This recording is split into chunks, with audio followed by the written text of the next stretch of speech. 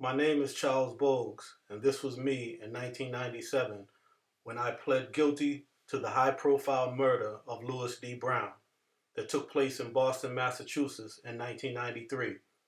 My case was in the newspapers, TV, and talk shows, but nobody ever spoke to me or got my side of the story because the police and prosecutors just want their narrative, the one that fits the status quo.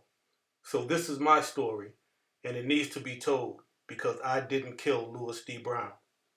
This is the crime scene. This is where the whole thing went down.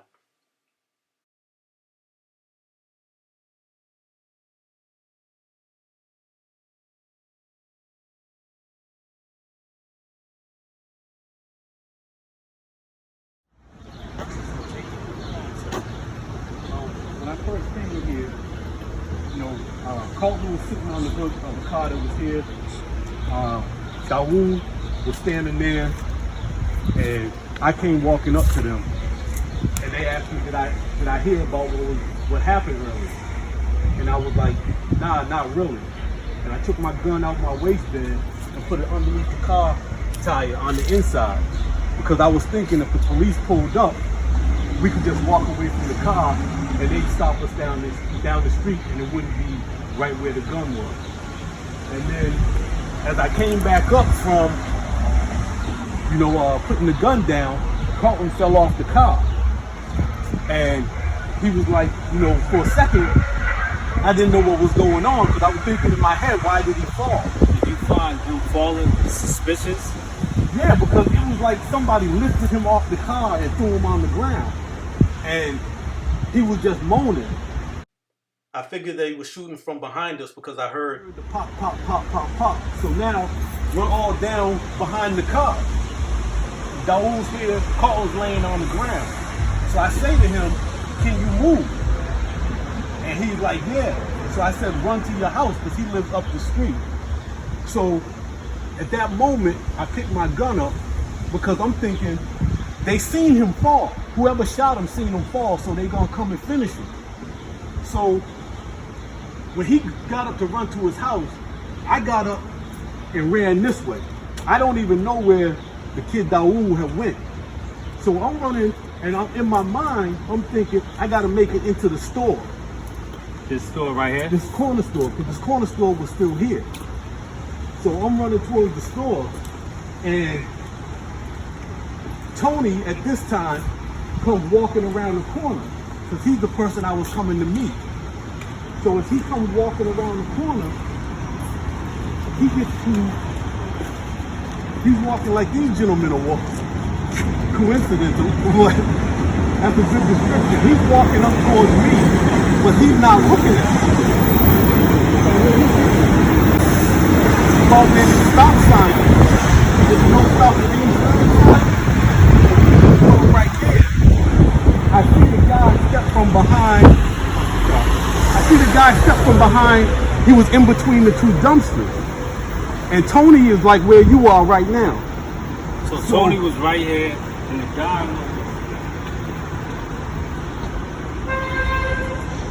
in between these two dumpsters. He was in between them. What happened was, when Tony walked over, when Tony got to about here, I seen the guy, and I seen that he had a Uzi, because I seen the extended clip. So when Tony got to about right here, I'm back a little further. The dude that was in the alley shot Tony. So Tony spit and ran back that way. But now, me and the dude is face to face. And I see him point the gun at me, and I see the fire. So y'all was this close? We was this close to each other. So I see the fire come out the gun. So I start shooting back at him, backpedaling. Because now, I'm like, my way to get into the store is cut off, because Tony just got shot. I don't know if he got dudes around the corner waiting. So I just start firing back at him, and he's firing at me. And I turn around and run back up. I get back on the sidewalk behind the car, and I can hear the bullets hitting the cars as I'm running. And I make my way all the way up to number 50, where a friend of mine, Calvin, lived, and they let me in. And I like sat down in his hallway, and I was just trying to catch my breath. And I told him that, you know, they were shooting down the street. I almost got shot. And he asked me, did anybody get shot? I said, I know Tony did, but I don't know. I know Tony and Carlton did, but I don't know if anybody else got shot. And that's what happened.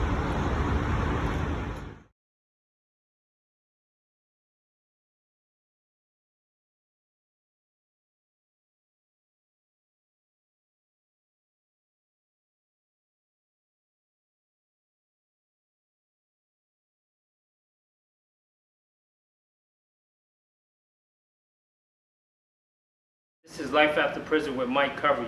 Today we are interviewing Charlesbogues. Charles, you did 17 and a half years in prison for the homicide of Louis D. Brown, a crime that you pled guilty to and then tried to appeal your conviction.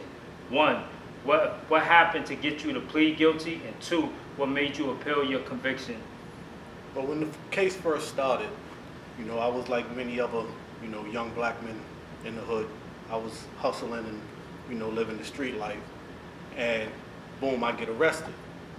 And although I've been arrested before, up until that time, I had never spent anything more than 6 hours in jail or lockup. So with this particular case, the way that they came at me was with a federal case, and then that dovetailed into the homicide. And, you know, a lot of people don't like to say it, but I was scared to death. You know, I ain't never been locked up for the amount of time that I'm facing. So most of the time the cases that I caught were drug cases, drugs and gun cases. And you know, like when you're in the street, you pay your lawyer tells you this is what's gonna happen. And you know, usually in my instances, they tell me, okay, you're gonna have to take a little probation time, you know, but it'll be off your record. Or, you know, okay, you gotta do we're gonna get this case dismissed, so you're gonna get a continued out of finding. But this particular case, unfortunately, you know, my lawyer was like, yo, you're going to jail for like 30 or 40 years. And he was like, well, this is the only option that you have, is to become an informant or to plead out to what they're telling you. And, you know, I've always been a person that, you know, if I'm out there doing dirt, then, you know, I'm not gonna tell on anybody or do anything like that. So the only offer that they had for me was second-degree murder. And at the time, I'm like, well, you know, where the victim was shot at, I was around the corner from where he was shot. But my lawyer and, you know, we had a meeting with the prosecutor. They was like, well, a bullet could have ricocheted, so on and so forth. So I said, okay, if a bullet that I fired ricocheted, then I'm going to step up and I'm going to, you know, take responsibility for my actions. You know, I can't be responsible for anybody else's dirt. I'm going to take responsibility for my action. So since that deal was the only deal that they offered me, I said, okay, I'm going to take the deal. Not knowing that, you know, before you take a deal that's going to send you to jail for the rest of your natural life, just about, with the option of getting parole, I should have done more research myself. But like I said, I was a young black kid from the hood. I don't know nothing about the law, you know, so I take the deal and I go upstate, and as I'm coming in, people are coming to me like, yo, you didn't kill that kid. You didn't kill that kid. So I'm like, you know, they must know something I don't know. So that caused me to start going to the law library and getting versed in the law, because I'm like, I'm sitting in jail for possibly the rest of my life, and I don't even know what happened to me. I don't even know what, you know, what I was supposed to know, you know, what was supposed to happen in court. So as I'm working with the jailhouse lawyers, and I get my case filed, they're like, there's nothing in here. I'm like, what do you mean there's nothing in there? What was I supposed to have? And they was like, before you pled guilty, you were supposed to, you know, see the evidence that they were going to present against you. So I said, no, I didn't know that. You know, there's a rule called discovery, and I didn't know nothing about that. like I said, all the time that I ever got locked up, you just give the lawyer some money and the lawyer tells you what's going to happen. So I started digging into my case, and it took me about 7 to 8 years to get where I was comfortable with the law. And I was like, okay, I know what was supposed to happen and what didn't happen. So my first appeal, I filed a motion for new trial based on the fact that my attorney, John R. Sprague, at the time, didn't file for any discovery in my case. So, you know, the jailhouse lawyers that I was working with, they was like, how could he tell you to plead guilty to a case where you wasn't arrested at the scene and it took place, your arrest came 3 years later. It was like a cold case. And I said, I don't know, you know. So I filed a motion for new trial based on the fact that my lawyer never knew anything about my case. I also found out that he didn't actually appear for me in court. He paid another lawyer, Walter Underhill, to sit in at my arraignment, and then hired another lawyer, Robert Jubenville, to sit in at my plea hearing. So I wrote to these lawyers to find out how did they even, you know, get in on my case. You know, what was the transaction between them? Walter Underhill never responded, but the guy Jubenville wrote me back, and he said he didn't know anything about my case. He was paid $2,000 by John Sprague to just plead me guilty. So I was like, well, I read in the books that, you know, the lawyer is supposed to know something about your case, try to put something in your defense, try to mitigate your circumstances. So as I was reading, you know, about this stuff, that was what I based my first appeal. It got denied. But more and more people came in and they would say, yo, you didn't do that. You sitting here and you didn't do it. So me and the guy, James Haley, was sitting in the law library together, and he was telling me about a news report that he's seen, and he was like, how did the news reporters get this information? It didn't have nothing to do with either one of our cases. And he started looking, and he came up with a law that is the Public Records Act. And under the Public Records Act, you can write to the police department or the DA's office after your case is over and get information about your case. So I said, since I didn't have any information, let me write the police department and the DA's office. And so we both wrote at the same time. He got some documents that he'd never seen before, and I got some documents that I'd never seen before, because I hadn't seen anything. And in those documents was evidence that the DA at the time, Robert Tochka, and the two detectives that testified, Sergeant Thomas O'Leary and Robert Murner, they both knew that I didn't kill Louis D. Brown. But when they presented it to the grand jury, they presented it in such a way that the grand jury had no other option but to indict me, which they're not supposed to do. You're not supposed to lie or lie about material evidence in the case. So I based my second appeal on that, because I had what they call newly discovered evidence. But what happened was, and this is what angered me at the time and a little bit now, is that the prosecution office and the court system is all in unison with this stuff, and they cover it up and they're complacent with it. And that's how a lot of people stay incarcerated, when the court knows that they should be free. And, you know, all this paper that you see spread out, I want to go through it so I can explain to everybody that's listening or watching how this stuff takes place. Now, how the court becomes complicit is that there's a case I told you, James Haley, the guy that I was incarcerated with. This is what happened on his case. I'm going to read it to you right quick. It says Haley was sentenced to life without parole. Haley's direct appeal and 2 subsequent motions for new trial were unsuccessful. In 2006, this is when me and him was in the law library together, Haley filed requests pursuant to the Massachusetts Public Records Act and asked the Suffolk County District Attorney's Office and the Boston Police Department for files pertaining to his case. It said on February 14, 2006, the Boston Police Department produced 60 pages of investigative reports from its files. These documents included transcribed, redacted statements given to police by Gloria and Brenda on the day of the Myers killing. This is the person that he was accused of killing. It says, in her statement, Brenda told police that the last time she seen Haley was a month earlier from a distance walking down the street. Similarly, Gloria told police that the last time she seen Haley before July 11th was a month earlier. Neither Gloria nor Brenda told police in their statements that they had seen Haley on July 10th as they had testified at trial.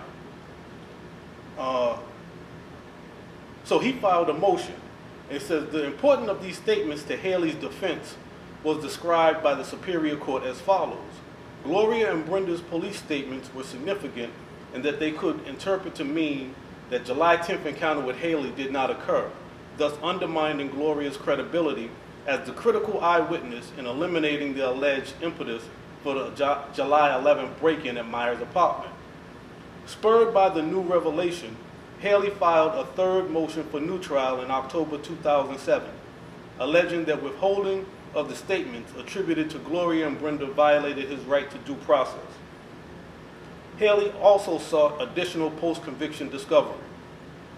On December 21, 2007, the Commonwealth moved to vacate Haley's conviction and grant him a new trial.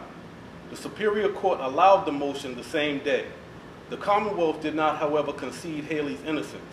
The Commonwealth specifically stated that it does not now comment on the factual guilt or innocence of the defendant of the charged crime. The Commonwealth reviewed the 1971 investigation, and the prosecution of the defendant does not exonerate him. It does establish that he did not receive a fair trial. Haley was released on bail on January 18, 2008, pending a new trial. This is important because what happened was me and him filed our motion at the same time. My motion was my second new trial motion. His was his third. And the court allowed his motion, gave him a new trial, but made his decision unpublished. And in the legal circles, if a case is unpublished, then no one else can use that case as a precedent for themselves to use the same precedent from the court. So the court denied my motion the same time they granted his, made his motion unpublished so I couldn't use it, and then turned around and said they're not going to grant me this motion based on newly discovered evidence because I could have got this information the same way that I had originally got it, by writing the police. They said I could have got it on my first new trial motion, therefore making me responsible for what the prosecution has in their files. Now this is what it says here in this case, Commonwealth versus Salmon. It says there can be no doubt that the knowing use by the Commonwealth or one of its agents of false testimony to procure an indictment is ground for dismissing the indictment. And also, in the Rules of Professional Conduct, Rule 3.8, Special Responsibilities of a Prosecutor, it says in Section D, make timely disclosure to a defendant, to the defense of all evidence of information known to the prosecutor that tends to negate the guilt of the accused or mitigate the offense. And in connection with sentencing, disclose to the defense and the tribunal all unprivileged mitigating information known to the prosecutor, except when the prosecutor is relieved of this responsibility by a protective order of the tribunal. There wasn't any protective order. So this is what I found when I wrote to the court. Excuse me. Let me back up. It took me 8 months and 115 letters writing to the Suffolk County District Attorney's Office and the Boston Police. The Boston Police, after about 15, 20 letters, they sent me information. They honored the public records request. But the Suffolk County District Attorney's Office at that time, they kept saying that they had to locate the files. So that was like the first 4 months. So then what I started doing was writing directly to the judges at the Suffolk Superior Court. And I was sending the certified mail directly to their chambers so that they had to sign for it. Trying to alert them that, look, I'm asking for public records. I have a right for this information. So I started writing directly to the judges.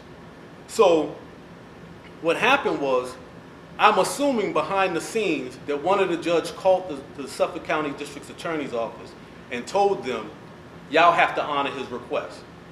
Because they wrote me and told me, okay, we found the documents. And then they gave me a price for the documents. I think it was something like around $300 for the price for them copying this information. But I'm assuming that somebody that knew about this case got wind of what I was looking for. Because then all communication stopped. Although I wrote letters every 10 days. Because legally, you have to give someone 10 business days to respond when you write a legal letter to them. So every 10 days I would write a letter.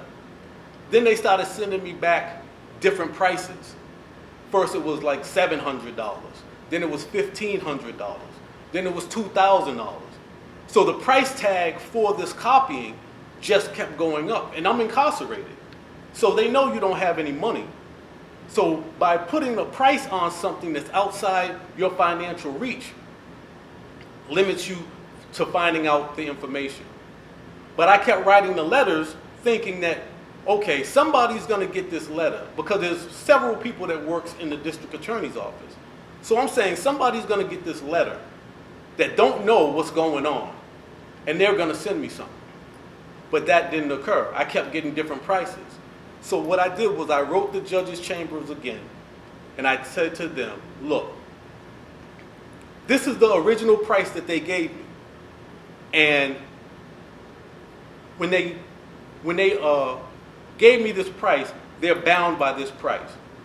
So a judge wrote me back and told me that I've used the wrong vehicle to get the court's attention. However, you'll hear from the district attorney soon.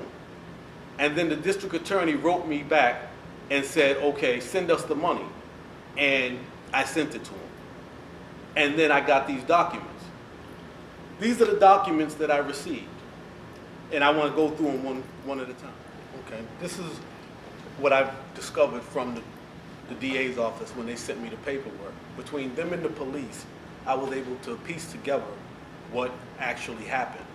And I'm just going to go through these documents one at a time. I want to read, this is exactly what I filed to the court in my second appeal once I got this information. Now the first exhibit, I'll call exhibit 1, was the fact that this is what they call a docket entry sheet. This is everything that happens as soon as you go to court.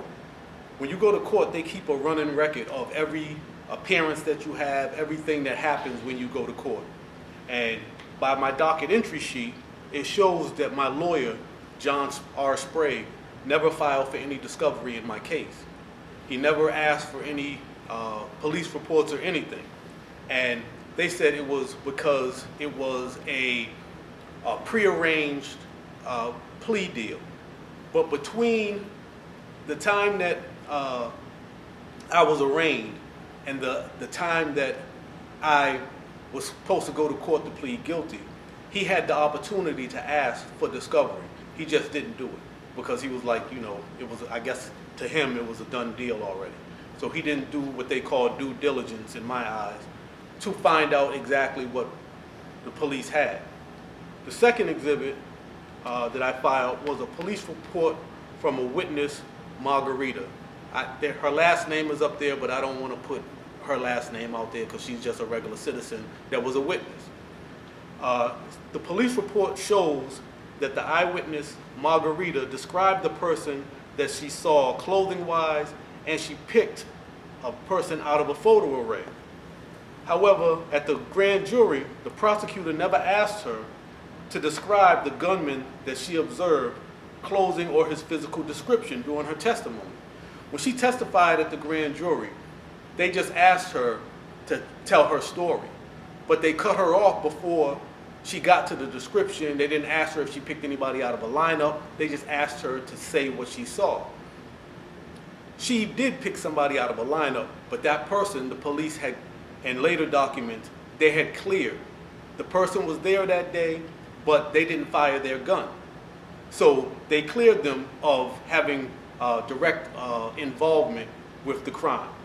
But it's known at the time of the grand jury hearing that the day of the incident, I had on a purple Karl Kani designer jean suit, and that my clothing did not fit the clothing of the gunman that she described. It was also testified by Sergeant Detective Thomas J. O'Leary on pages 46 and 47 and 52 and 53 of the grand jury minutes, and by Detective Robert Murner on pages 61 and 62 of the grand jury minutes, that the person that she named had a 9mm handgun and that he did not fire his weapon during this incident. So it was odd that the prosecutor would have a witness testifying at the grand jury hearing who did not reference me at all by clothing description or by photo array as the person she seen firing a gun that she described was me, when in fact the person that she picked out of the photo array they had already cleared. So why would you have somebody testifying as if they were testifying about me at the grand jury when they had picked somebody that they had already cleared? So that was one of the things that I found. Exhibit number 3 was that this officer, police officer John Provance, his police report showed that 2 witnesses described the gunman fleeing the scene in a gray motor vehicle. One of the witnesses was an eyewitness who gave a clear description of the suspects and the person that he said he saw actually shoot the victim.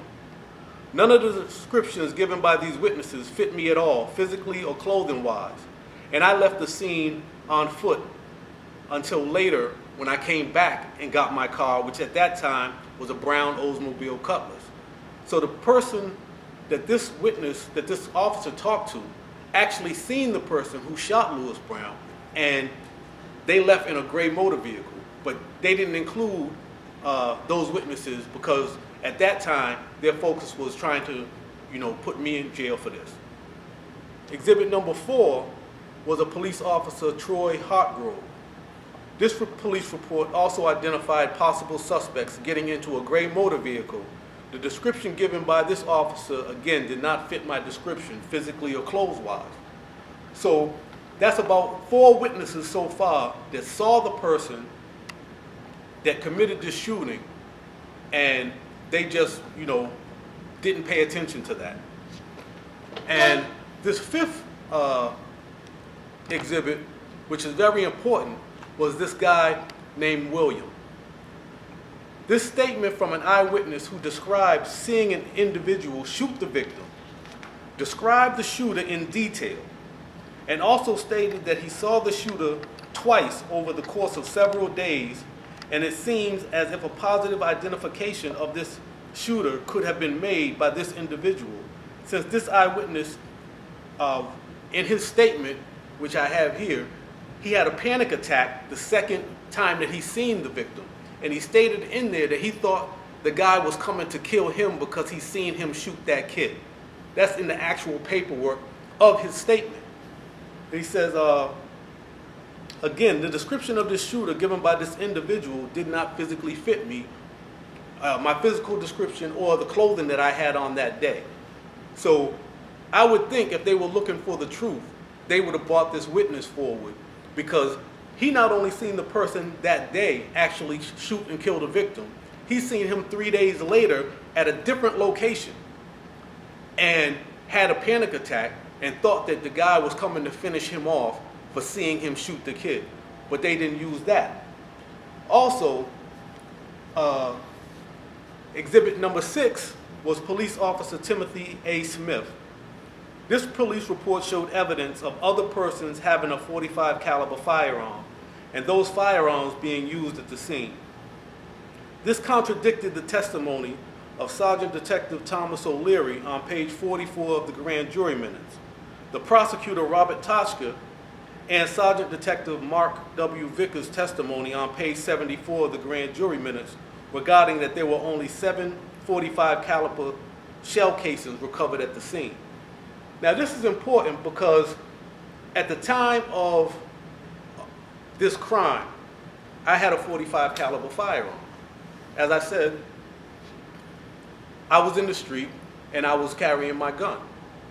This whole incident, as I said before, started with somebody else, and I got caught up in their shooting. But to defend myself, I fired my firearm. How they presented it to the grand jury was that I had a .45, I fired the .45, and the victim died by a .45. And 1 + 1 = 2. If there's only one .45 out there and you're the only one with a .45, then therefore you're the guilty party.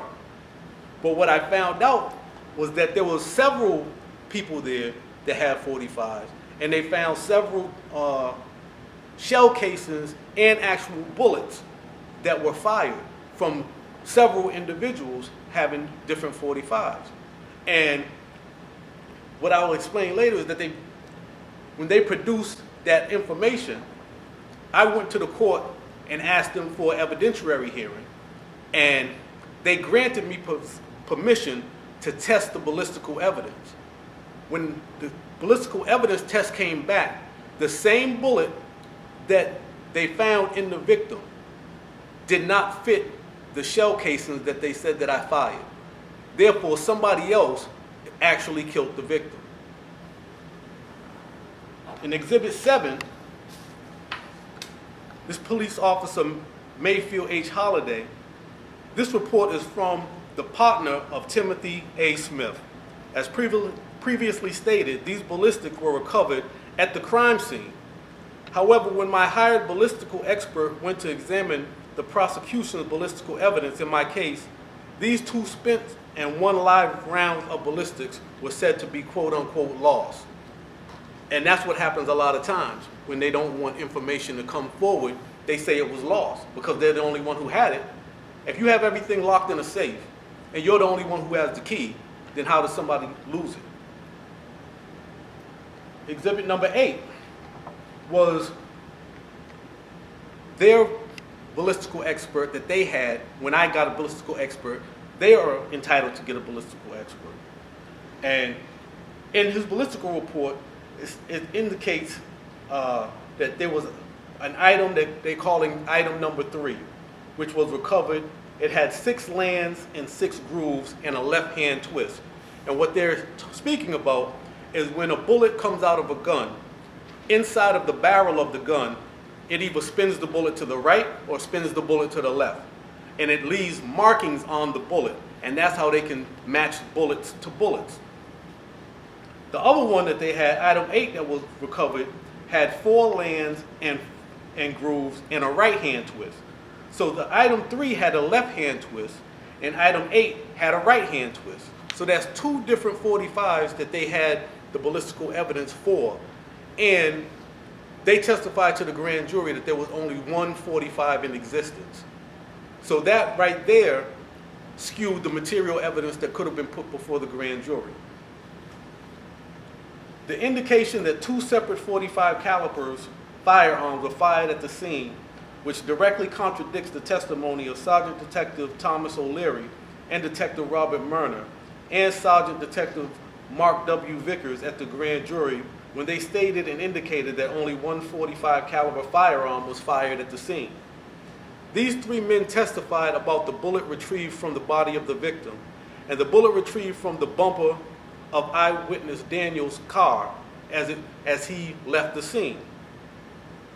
Those bullets were fired from the same .45 caliber firearm. However, as this ballistical report shows, these men and the prosecutor knew that this testimony was false and that item 3 and item 8 were in fact from two different firearms that were supposedly fired from the same gun from the intersection of Waldeck Street and Tonawanda Street and Geneva Ave, which is impossible because the rifling on the ballistics were both wrong. So there's evidence that there was two different guns, and as I said, the bullet casings that they attributed to my firearm did not match the bullet that they retrieved from the victim. This affidavit, Exhibit 9, is from James McGinnis, who was my ballistical expert. The ballistical expert hired by my second appeals attorney on order of the court. As I said, the court had to give me permission to hire a ballistical expert, and since I didn't have any money, the court funded that, him coming on board. Having years of extensive training in the field of ballistical examination, came to the same conclusion as the report of Boston Police Detective John A. Shea, who was the second ballistician from the Commonwealth to review this information. That items 3 and item 8 came from two totally different firearms. Again, these findings were totally contradictory to the sworn testimony of the Commonwealth's Boston police officers before the grand jury in this case. Exhibit number 10 was that the police report speaks about ballistical evidence, which is a .45 caliber bullet, which was found on the sidewalk in front of 11 Tonawanda Street by Sergeant Detective Daniel J. Downey. The date of this report is on December 21st, 1993, and is another .45 caliber bullet that was recovered by the Commonwealth or its police witnesses the day or close to the day of the crime. This particular .45 caliber bullet is important because it was uncovered in a 2007 ballistical examination by Sergeant Detective James O'Shea, that the bullet had the same 6 lands and 6 grooves with a left-hand twist as the bullet that was recovered by the medical examiner's office from the body of the victim.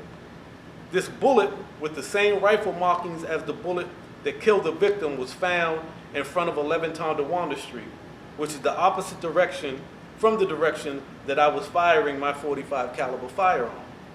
So how did it get there? Either I fired in one direction and the bullet made a U-turn on its own, which is impossible, or the person who fired the bullet that killed the victim also fired his gun in the direction that I was running when I was fleeing the scene and being shot at. And as a bullet gets fired in the air, that's why they don't like you to shoot bullets up in the air. Because when you shoot a bullet up in the air, it has to come down. So if you shoot a bullet in a straight line, as it loses velocity as it hits the air, it starts to fall. And that's what happened. The same person that killed the victim was shooting at me when I was fleeing the scene. And that's how the bullet was found in front of 11 Tonawanda Street, a couple of days or the day of the crime. Now, Exhibit 11 was the ballistical examination report of James O'Shea. This report shows that in 2007, the Commonwealth ballistical expert re-examined the ballistical evidence in my case, and their expert, Sergeant Detective James O'Shea, also found that one multiple .45 caliber firearm was discharged at the scene, which directly contradicts the statements made by the Commonwealth's police witnesses before the grand jury. And 2, that the .45 caliber bullet found by Sergeant Downey in front of 11 Tonawanda Street had the same 6 lands and 6 groove markings as the bullet retrieved by the medical examiner from the victim. During my second appeal, the Commonwealth, in their brief, which is their answer to my appeal, when describing this conflict, said that since this area is notorious for shootings and gunfire, they cannot say for certain if this bullet, with the same markings as the bullet retrieved from the victim, was from this particular incident and or crime, or if it was just laying on the sidewalk from an earlier shooting that happened sometime prior to this crime. That doesn't even make any sense. That there's just a bullet that just happens to be the same bullet that's in the victim that could have just been laying on the ground for months. This reasoning by the Commonwealth did not make sense due to the fact that it was collected into evidence as part of this crime, and also the fact that 9mm bullets recovered by Detective Richard F. Ross and testified about at the grand jury by Sergeant Detective Thomas O'Leary on page 52 of the grand jury minutes were recovered on August 25th, 1994, a full 8 months after this incident occurred. Why would the Commonwealth leave out this .45 caliber bullet with the same markings as the bullet retrieved from the victim, along with the evidence of the other .45 caliber firearms discharged at the scene, but include testimony about 9mm bullets that were discovered 8 months after the crime occurred? So you mean to tell me that they're saying that this .45 bullet could have just been laying there because the area was notorious for shooting, but they still testified about 9mm bullets that they found 8 months after the crime, and included that in their testimony to the grand jury to basically sway the grand jury's opinion that the only person that could have possibly killed the victim was me. Exhibit 12 is a police report by Richard F. Ross, Detective Richard F. Ross. This report shows that the evidence of other .45 caliber firearms being fired at the scene were in fact deliberately withheld from the grand jury by the Commonwealth. This report is regarding the 9mm rounds recovered from behind 47 Charles Street that was spoken about and included in the grand jury testimony of Sergeant Detective Thomas J. O'Leary on pages 52 of the grand jury minutes. The date on this report shows that this ballistical evidence was recovered on August 25th, 1994, 8 months after the incident. The ballistical evidence occurred regarding multiple .45 caliber firearms being fired at the scene of this incident, which is Exhibits 6, 7, 8, and 10, was known since December 22nd, 1993, and December 30th, 1993, just days after this incident took place. The Commonwealth knowingly allowed its Boston police witnesses to leave out any testimony regarding the multiple .45 caliber firearms being discharged at the scene, allowing them to testify that only one .45 caliber firearm was discharged at the scene, and left out the fact that the .45 caliber bullet that was recovered in front of 11 Tonawanda Street, the direction that I fled, had the same markings as the bullet that was recovered from the victim. The fact that that testimony regarding 9mm rounds found 8 months after the fact was included in the testimony, but multiple .45 caliber evidence was excluded, shows the exclusion was intentionally done. Again, the reading of the court is clear that there can be no doubt that the knowing use by the Commonwealth or one of its agents of false testimony to procure an indictment is grounds for dismissing the indictment. I didn't make that up. The court said that. So if they're actively lying in front of the grand jury and then they're misrepresenting the material evidence of the case to the grand jury to make it seem as if I was the only person that was capable, that had the means to kill Louis D. Brown, if they falsified that information, a normal, rational person would say they have to dismiss this indictment because they went about it and they lied about it. And on top of that, the actual witnesses that they had testify at the grand jury, when they asked them to pick people out of photo arrays, and they asked them about the people that they seen who actually, one person actually seen the person who killed Louis D. Brown, and none of these descriptions fit me, why would they go forward with allowing me to plead guilty to a crime that they knew I didn't commit? And some might say, well, he was involved in the shooting, he was out there shooting, he's a bad person, he needs to go to jail. Okay. They didn't charge me with attempted murder. They didn't charge me with discharging a firearm. They charged me with possession of a firearm and the first degree, brought down to second degree murder of Louis D. Brown, and sent me to prison for the rest of my life. Exhibit 13 is just the photographs that we're going to show of the crime scene. Exhibit 14 was the grand jury minutes that we're going to show, where you can see where the police officers and the DA at the time actually lied to the grand jury about the information and the evidence in the case. And Exhibit 15 was a case that I brought to the court's attention that is also an unpublished decision. See, when the court wants to hide stuff, they put it in an unpublished decision. And therefore, they're giving one person leniency and giving another person a sentence that they can't use after they gave this one person leniency. So on my third appeal, based on the case of Commonwealth versus Casimiro Barrows, which was a case exactly like mine, and that the defendant was found guilty of manslaughter because, in fact, he was being shot at by another individual, and that was a mitigating circumstance under what they call reasonable provocation.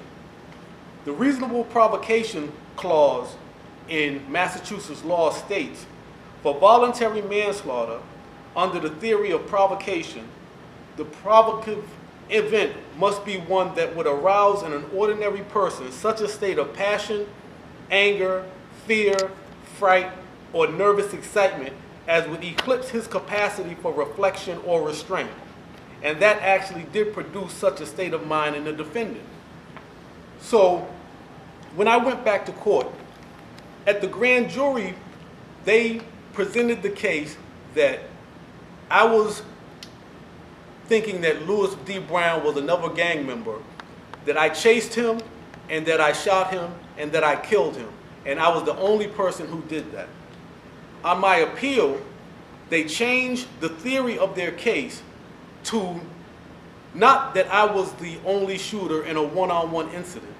They changed it to I was now a joint venturer of a shootout in broad daylight, and therefore I am as guilty as the person who actually killed him.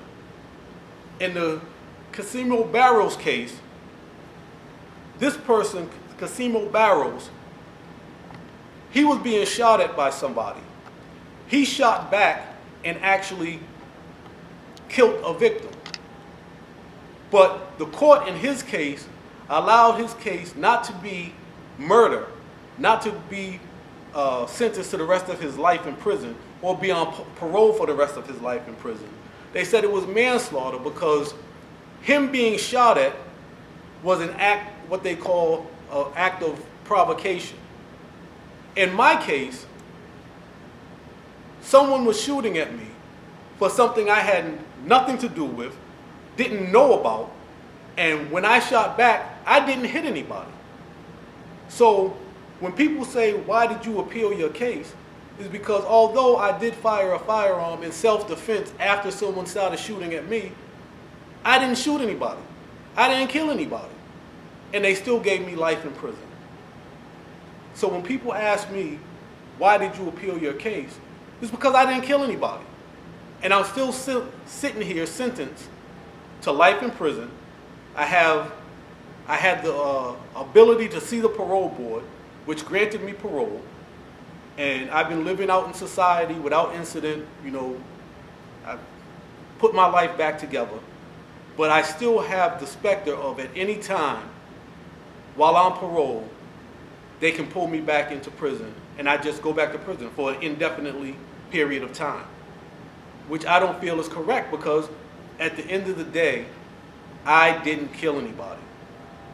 And that's what I wanted to explain, my side of the story of how this stuff continues to happen. Until the court can become unbiased and can hold these prosecutors to the same standards that they hold a regular citizen to. That's when they say you're to be convicted by a jury of your peers, they mean the same citizenship. If me and you go to court and we get on the stand under oath and we lie, they charge us with perjury. If a police officer goes to court, gets on the stand under oath and lies, nothing happens to them. If a prosecutor presenting his case, he's supposed to be under oath. If he lies, nothing happens to them. So until they start charging and they take away this qualified immunity, then the same thing is going to continue to happen. The criminal justice system is going to continue swallowing up black and brown lives. And that's what this is about. This isn't about just me wanting to prove my innocence. I knew I was innocent in 2007. I told them at my plea hearing when I pled guilty that I don't see how I shot that boy. I was around the corner from him. And that is on tape, is on record with my plea colloquy. I said that the day they convicted me. And they knew that they were sending an innocent man to prison for a murder that he didn't commit. And they knew it, and they did it anyway, because my life at that time didn't matter.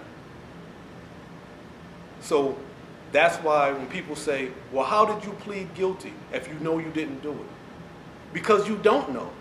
Unless you go to jail and get versed in the law, or you go to law school, you don't know anything about these rules. You don't know anything about the laws that you have.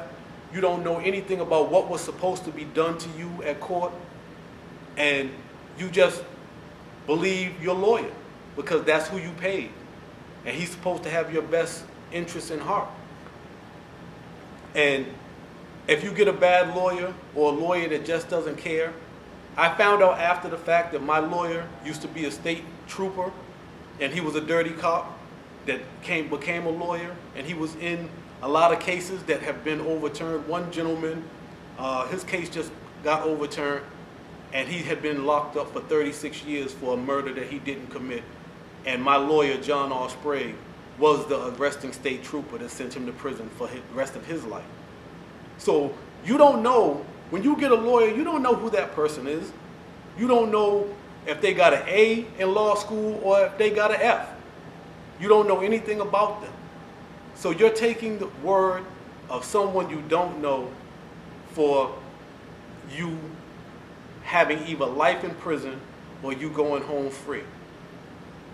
That's why in my book, Acquittal, an ex-thug's guide to the criminal justice system, I try to point these things out to people because you don't know. And there's a lot of people who say to themselves, I'll never be in that situation.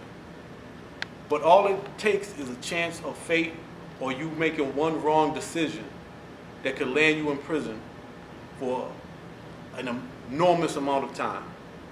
And that's why I appealed my case. That's why I had pled guilty, because they talk you into it, because they know you're young, they know you're scared, they know you don't know the laws that you're facing, and you're just going on the advice of this person that you hope has your best interests at heart.